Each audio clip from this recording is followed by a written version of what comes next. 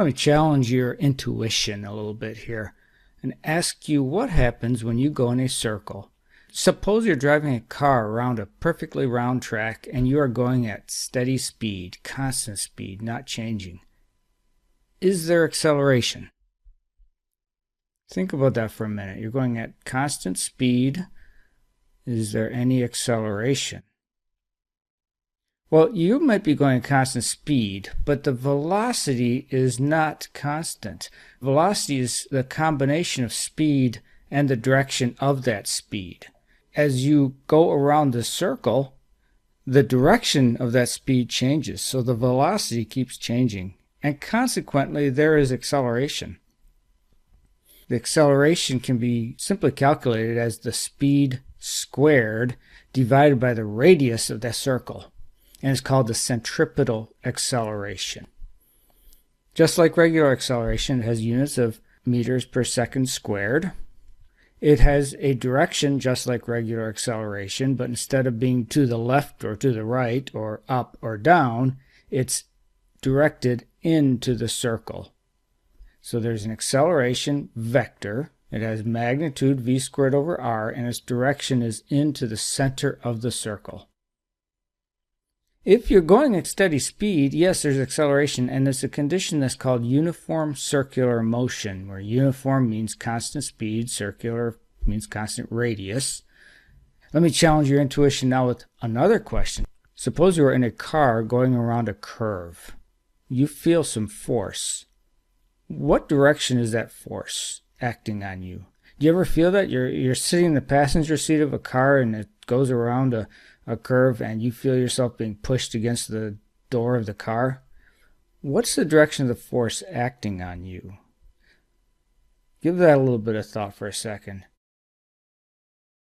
Imagine that you are driving a car going around a circle, and this is the circle that's pictured here. What direction is the force that is acting on you? Well, if F equals ma, whatever direction the acceleration is going, the force is pointing.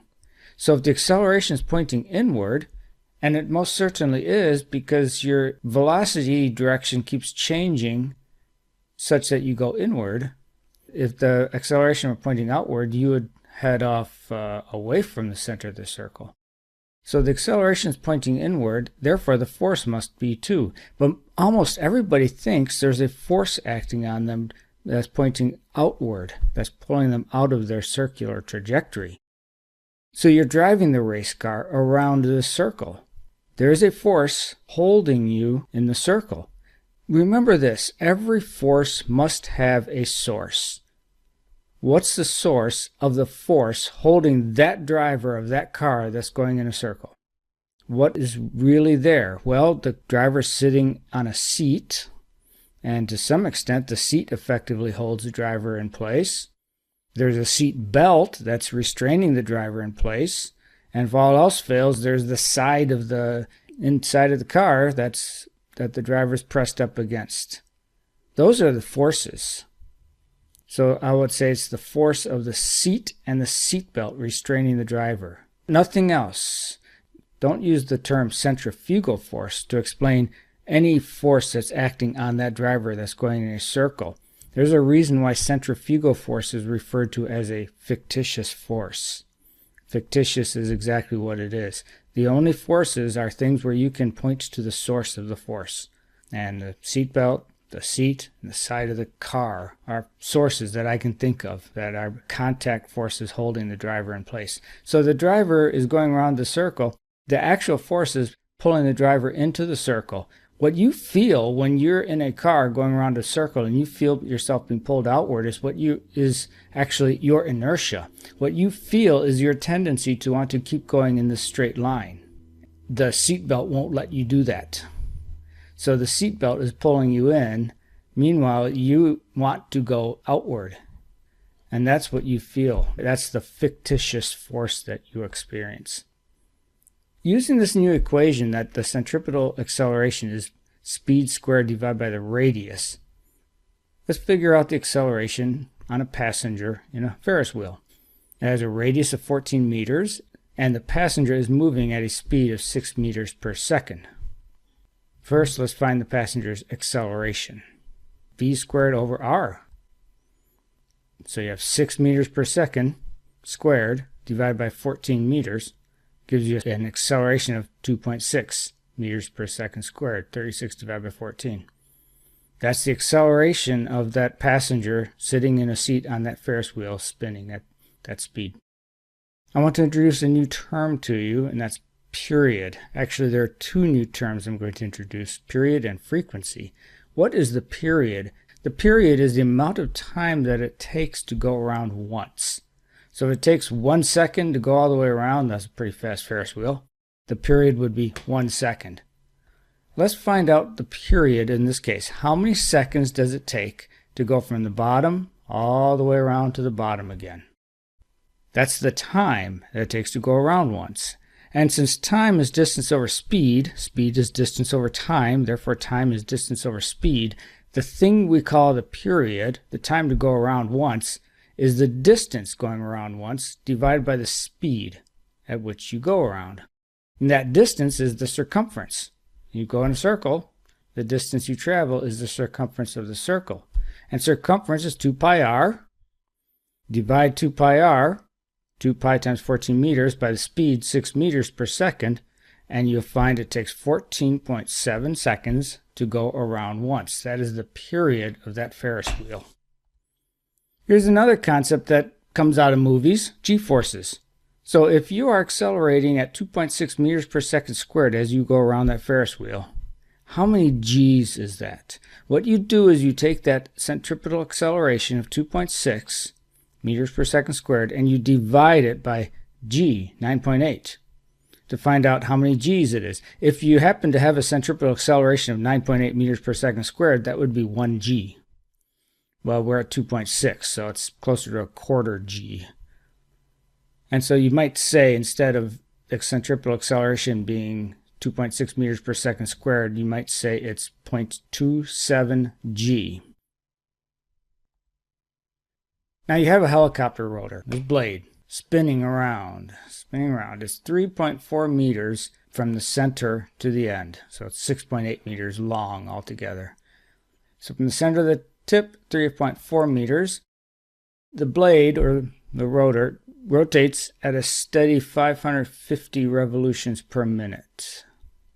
So what's the speed if you're out on the tip? So suppose you're a bug at the end of this blade trying to hold on. How fast is it going? We just need to use the common sense that we just finished employing, that speed is distance over time. And so the first question might be, how much time does it take the blade to go around once? That's the period. The time to go around once. Let's find that first. Oh, and while I'm at it, I'm going to throw another word at you, which is the frequency, or 1 over the period. Frequency is how many times you go around in 1 second. So if I give you the period in seconds, the frequency is how many times you go around each second. Before we go on to answer part A, let's just do a little illustration of that concept. Suppose something rotates 10 times every second. That means it goes around once every 1/10 of a second. Right? It takes 1/10 of a second to go around once. That's the period, 1/10 of a second. And it goes around 10 times every second. That's what it says. Suppose something rotates 10 times every second. That's the frequency. That's how frequently it goes around. Okay, let's go back to our helicopter now. Let's calculate the speed at the tip of the rotor. Speed is distance traveled each time you go around divided by the time required to go around. So let's find that period, the time required for 1 revolution.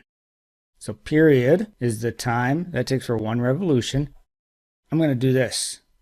If period is the time per revolution, it's also 1 divided by the revolution per time. How many revolutions you go around in an amount of time. So time per revolution is period. Revolution per time is frequency. That's why you divide one of them into 1, you get the other one. We're given 550 revolutions per minute. So you go 1 over 550 and you get 1.82 times 10 minus 2. But that's minutes. In fact, minutes is in the denominator of the denominator for the units, therefore it is the numerator. So it's 1.82 times 10 to the minus 2 minutes per revolution. You can convert that into seconds. You take minutes, you multiply by 60, you get seconds. So go ahead and try that on your calculator. 0.0182, that's what this means. 0.0182 times 60 is 0.109.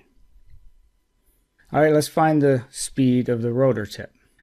We're going to continue using our common sense argument. The speed is distance over time. We just figured out the time to go around once.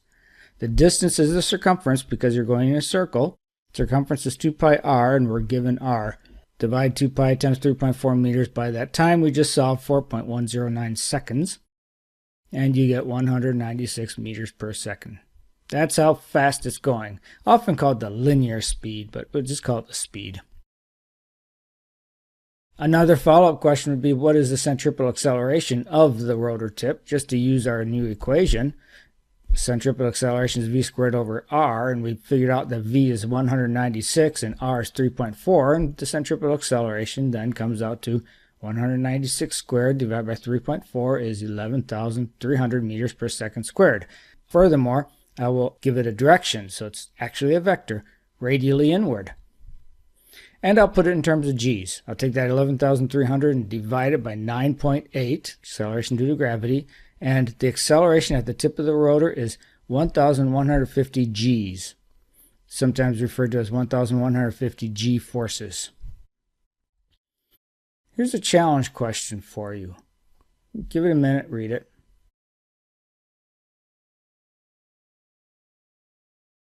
If you need to, pause the video and really think about it. How does the frequency change as the scanning head moves out? The scanner is going out. As this disc spins, the scanner has to move out and out and out. And it scans the pits as they go by. And it has to scan the same number of pits every second, no matter what radius the scanner is at as it moves farther out.